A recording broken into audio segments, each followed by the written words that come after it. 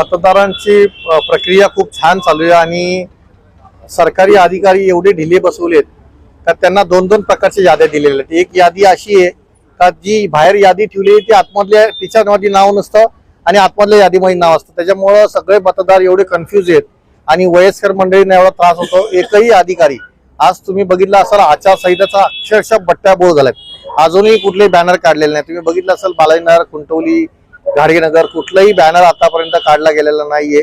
आणि आताच आम्ही 5 नंबर बूथ मध्ये गेलो होतो, तिथली मशीन बंद पडली, आता नवीन प्रक्रिया चालू करून नवीन मशीन लावून आताच गेले ते लोक।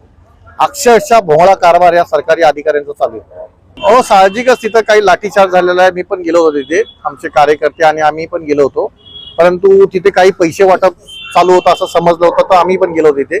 परंतु तेवढ्यात पोलीस आले आणि पोलिसांनी पण लाठीचार्ज करून सगळ्या दोन्ही पक्षाच्या लोकांना हाकलून लावलं।